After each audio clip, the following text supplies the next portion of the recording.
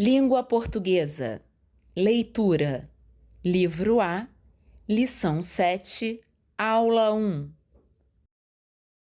Olá meninas, olá meninos, tudo bem? Estamos de volta, como vocês estão? Eu estou muito feliz em estarmos mais um dia aqui juntos. Hoje é o dia da contação de história. Vocês gostam de história? Gostam de contar histórias? E de ouvir histórias? Preferem um conto de fadas com princesa e castelo encantado? Ou uma história de terror com fantasma e monstro? Ou de repente uma história de suspense que existe assim, um grande mistério a ser descoberto? Será que vamos ouvir alguma história desse tipo hoje na aula? Leitura. Hoje eu vou começar contando uma história. Prestem muita atenção. Na história, nos personagens, no que acontece, a história vai aparecer na tela. Acompanhem a leitura. Vamos começar? Era uma vez uma moça muito bonita que vivia em uma cidadezinha bem no interior do Brasil. Essa moça começou a se interessar pelo padre e passava horas pensando nele, desejando que ele fosse seu namorado. Ela sabia muito bem que padres não namoravam nem se casavam. O que ela não sabia era que o padre também estava apaixonado por ela. Um dia, a moça foi se confessar e contou ao padre o que se passava com ela. Ele também criou coragem e contou que estava gostando dela. E assim, marcaram um encontro para a noite seguinte, que era uma quinta-feira. Eles se encontraram, se abraçaram e se beijaram. Nesse instante, a moça percebeu que alguma coisa estranha estava acontecendo. Ela se transformou em uma mula sem cabeça, como castigo por ter namorado um padre. Desde então, ela vive assustando pessoas e sofrendo as consequências desse namoro infeliz. Vocês já haviam ouvido essa história, não é verdade? Existem muitas versões dessa história, mas elas são muito parecidas. A gente sempre se assusta com esse personagem, não é verdade? Dá medo só de pensar. Ela começa parecendo uma história comum, mas depois... E vocês já ouviram falar em mula sem cabeça? Acreditam que ela existe? Eu acho impossível existir alguém que tem fogo na cabeça. Eu também nunca vi ninguém com a cabeça pegando fogo. Então vocês acham que essa história é uma verdade ou é uma mentira? Qual era o objetivo dela? Acho que é uma mentira, uma história inventada. Eu também acho. Sim, a história da mula sem cabeça faz parte do nosso folclore.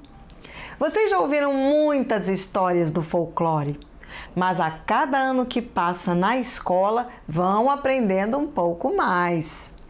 A gente pode ler as mesmas histórias, mas vai entendendo de forma diferente, vai entendendo melhor. Vejam essa definição. Eu tirei do dicionário. No dicionário vem escrito dessa forma. Dá uma definição e depois apresenta alguns exemplos. Vejam só. O folclore brasileiro é o conjunto de expressões culturais populares. Exemplos: mitos, lendas, brincadeiras, danças, festas e comidas típicas que são transmitidos de geração para geração. Vejam bem, vou repetir. O folclore brasileiro é o conjunto de expressões culturais populares. Expressões culturais são formas que as pessoas usam para tratar desses assuntos. Vocês conhecem várias delas. Algumas são na forma oral, outras são escritas, como os mitos e lendas. Algumas são na forma de danças, festas e comidas típicas. Essas histórias e festas são transmitidas de geração em geração. A mula sem cabeça é um dos personagens famosos do nosso folclore. Mas existem vários outros. Vocês vão conhecer muitos deles. Cada história tem alguma coisa importante a dizer. Outro menino muito levado é o Saci. Este é o mais conhecido. Saci Pererê. É outro que só tem uma perna. O Curupira às vezes tem uma, às vezes tem duas. O Saci é aquele que pula com um pé só. Ele fuma um cachimbo e está sempre fazendo bagunça. Eu imagino que vocês já ouviram muitas histórias do Saci. Professora, eu já vi um desenho do Saci. Eu já li uma história do Sítio do Pica-Pau Amarelo. O Saci era um dos personagens. Que legal, Alfa! Você já leu uma história do Sítio do Pica-Pau Amarelo? O Sítio do Pica-Pau Amarelo é uma conhecida história do autor brasileiro Monteiro Lobato. As histórias do folclore não têm autor. Ninguém sabe quem começou a contar. E tem muitas que continuam sem autor. Mas existem algumas versões dessas histórias que são recontadas por autores. Recontadas significa contadas de novo, contadas de outro jeito, de outra forma. No livro do Sítio do Pica-Pau Amarelo, há várias histórias recontadas. Elas foram recontadas por Monteiro Lobato. Vocês certamente já ouviram muitas histórias dele. Eu trouxe umas informações sobre ele para mostrar para vocês. Monteiro Lobato tinha um nome bem grandinho. José Bento Renato Monteiro Lobato. Ele nasceu numa cidade chamada Taubaté, no estado de São Paulo. Ele nasceu há muitos anos, foi em 1882, e já faleceu há muito tempo, em 1948. Foi um importante escritor, editor, diretor e produtor brasileiro. Ficou conhecido por suas obras, principalmente os livros de literatura infantil. O mais famoso foi o Sítio do Pica-Pau Amarelo, que depois virou um programa de televisão, um desenho, gibi. Sabe o que isso significa?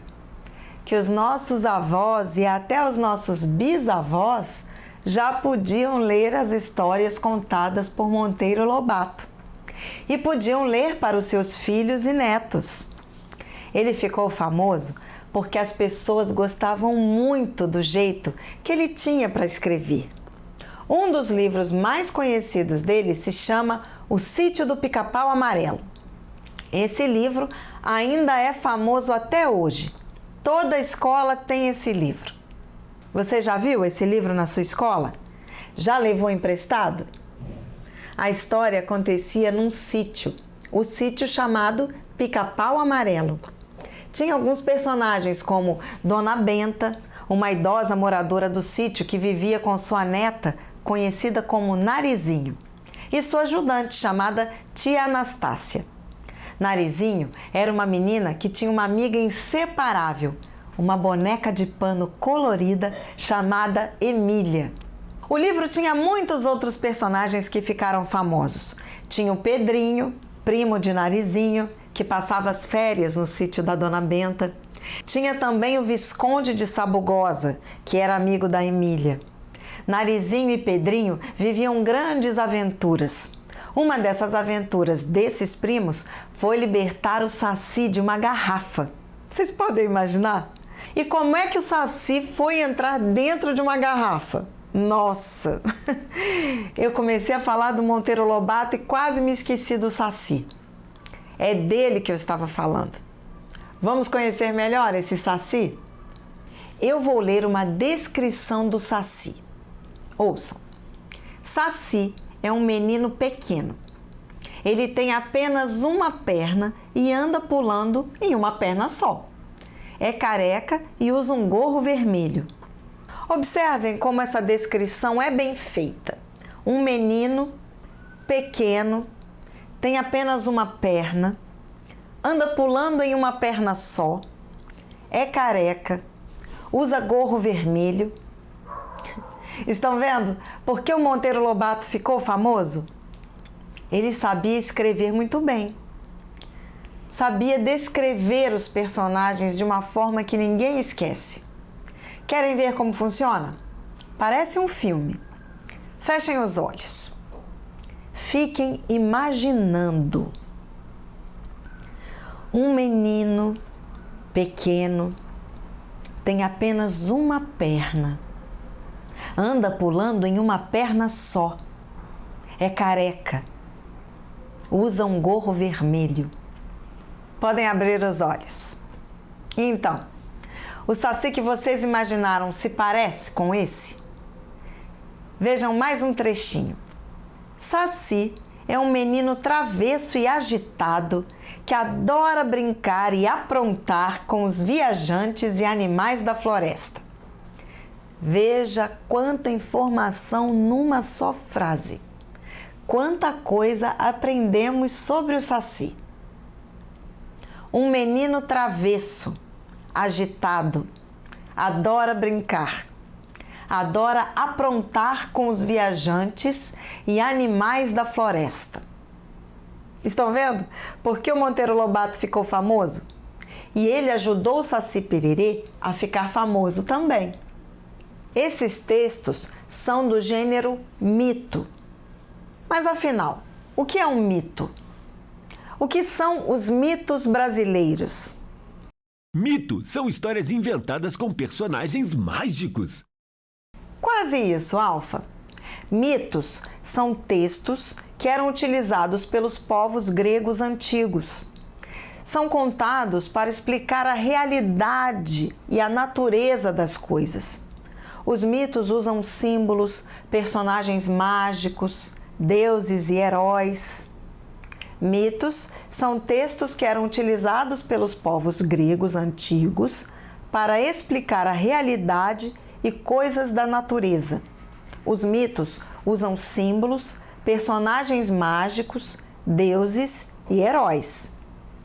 Agora vocês já podem entender muito melhor quando ouvirem uma história dessas. A história é a mesma que vocês ouvem desde pequenininhos, mas a cada ano vocês vão compreendendo melhor. A mula sem cabeça, o curupira, a sereia Yara, o boto cor-de-rosa e o Saci são personagens folclóricos de mitos folclóricos brasileiros. O que significa dizer mitos folclóricos brasileiros? 10 segundos para pensar e responder.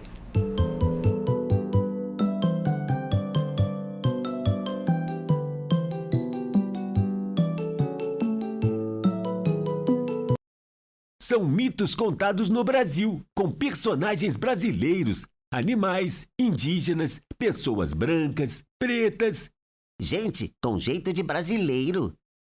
Aproveitando que estávamos falando do Saci, vamos ler um poema sobre ele que tem no nosso livro?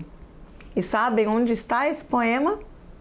Ele está no nosso livro, na página 99. É um poema escrito em forma de brincadeira. Aqui. É um poema longo. Eu vou ler uma vez, depois nós vamos reler devagarinho e entender melhor. Os 10 sacizinhos. Tatiana Belink. Eram 10 os sacizinhos. Um ficou imóvel e nunca mais se moveu, e sobraram 9. Eram 9 os sacizinhos. Um comeu biscoito. O biscoito estava velho e sobraram 8. Eram 8 os sacizinhos. Um foi de charrete. A charrete embarcou e sobraram 7. Eram 7 os sacizinhos. Um foi contra as leis, então teve de fugir e sobraram 6.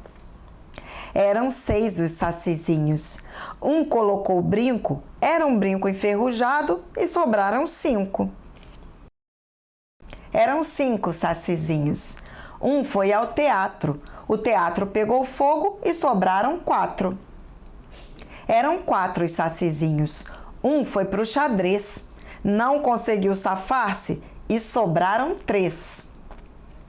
Eram 3 os sacizinhos. Um comeu arroz, o arroz era mofado e sobraram 2. Eram 2 os sacizinhos. Um ficou de jejum, o jejum foi demasiado e sobrou só 1.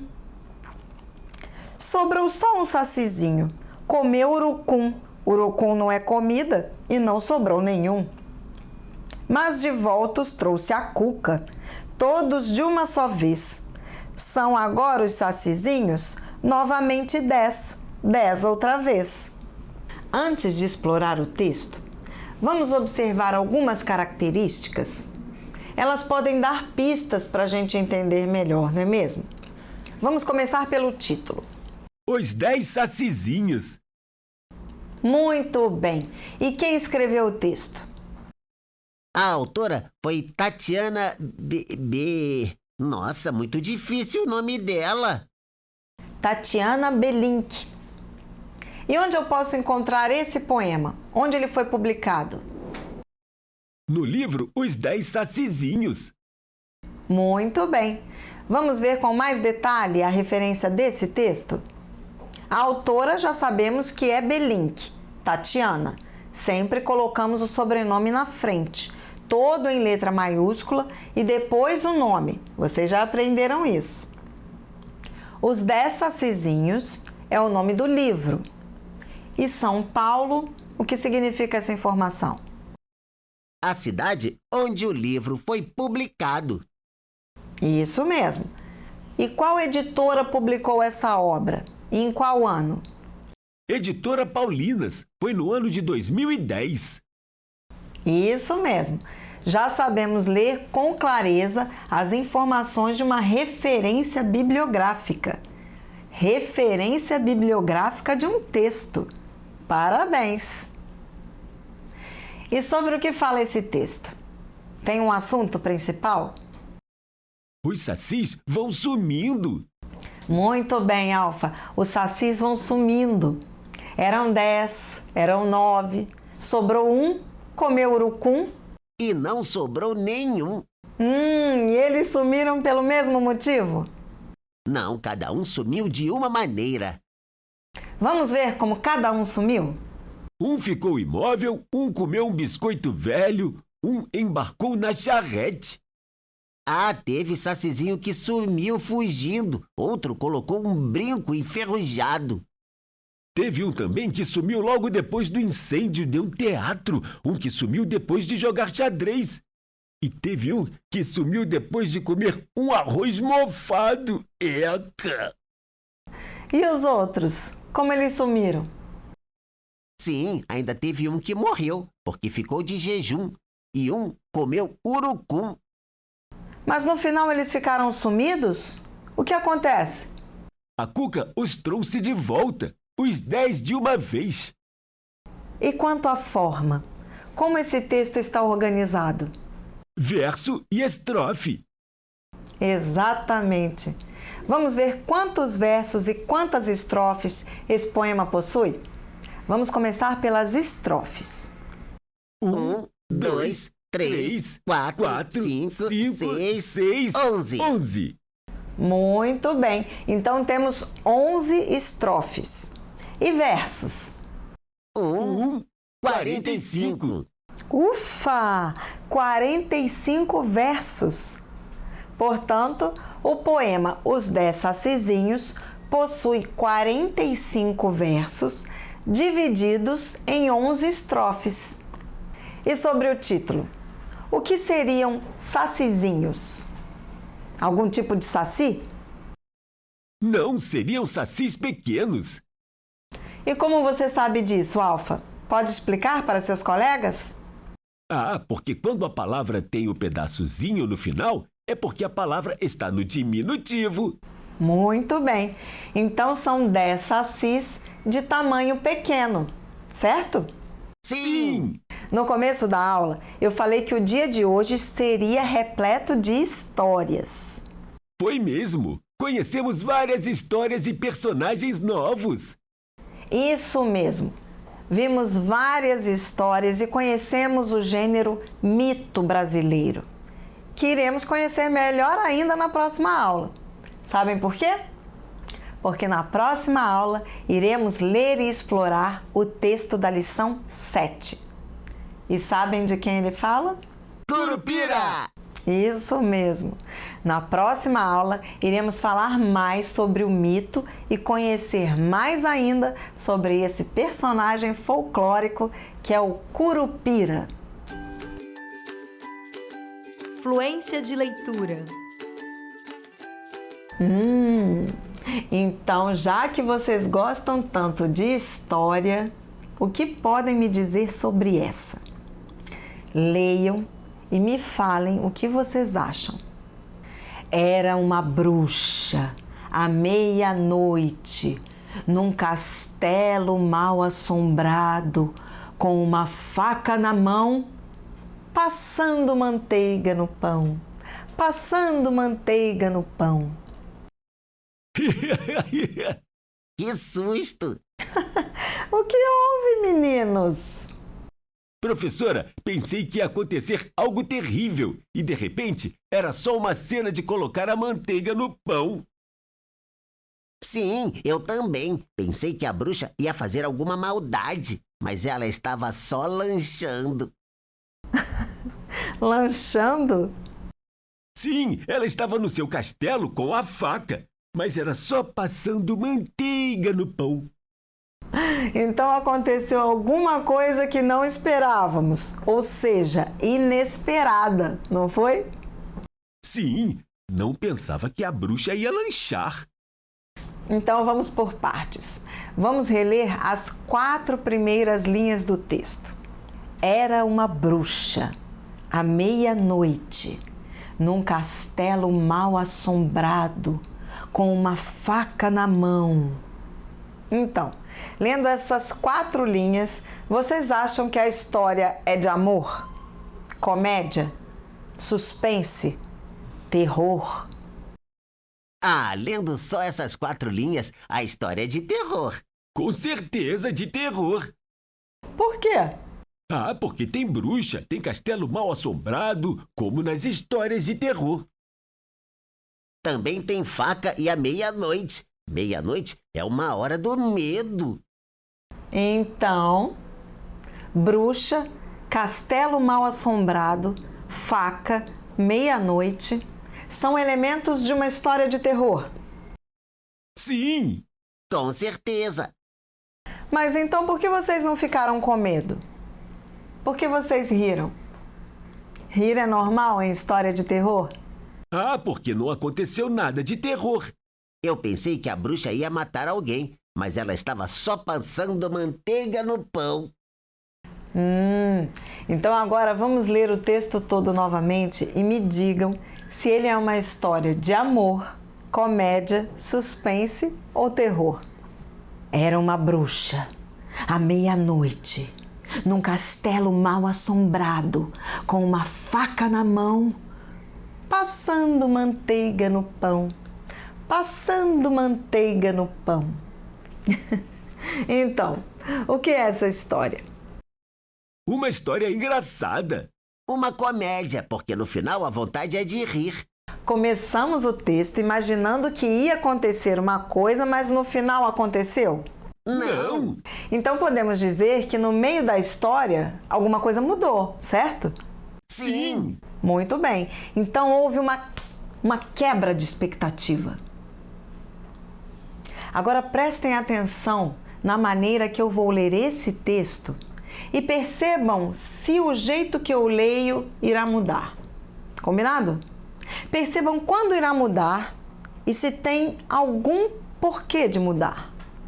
Era uma bruxa, à meia-noite, num castelo mal assombrado, com uma faca na mão, passando manteiga no pão, passando manteiga no pão. E aí? Professora, a senhora leu o texto de duas maneiras diferentes. Como assim? Pode me explicar melhor? Começou lendo como se fosse um mistério misturado com terror. Sua voz dava medo. No final, já leu brincando. E por que vocês acham que aconteceu isso? Porque a história começou de um jeito e terminou de outro. Ninguém esperava aquele final. Sua voz mudou quando a história também mudou. Isso mesmo. Quando estamos lendo um texto, conseguimos passar emoção nele. Por exemplo, na parte que era terror, eu li com uma entonação, de uma maneira que dava essa sensação de medo, de que ia acontecer alguma coisa horrível. Era uma bruxa, à meia-noite, num castelo mal assombrado, com uma faca na mão. Depois, quando há a quebra de expectativa, de acontecer algo aterrorizante, a voz, o jeito de ler, a entonação muda completamente. Vejam só. Era uma bruxa, à meia-noite, num castelo mal assombrado, com uma faca na mão. Olha a quebra. Passando manteiga no pão. Passando manteiga no pão. Perceberam? Sim! Sim! As histórias são oportunidades de brincarmos com a nossa imaginação. Quando lemos uma história, podemos viajar. Resumo da aula. Mas para finalizarmos o dia e fixarmos tudo o que aprendemos, vamos relembrar tudo o que fizemos e descobrimos juntos hoje? Então peguem o caderno de vocês. Eu vou fazer um resumo sobre nossa aula de hoje e vocês podem registrar essas informações no caderno de vocês. Copiar e resumir são maneiras bem legais de reforçar a informação. Vamos lá? Hoje aprendemos que o modo como lemos uma história pode mostrar se ela é de humor, terror, suspense, amor, etc. Lemos a história da mula sem cabeça. Aprendemos o que é folclore. Conhecemos os personagens folclóricos e suas histórias.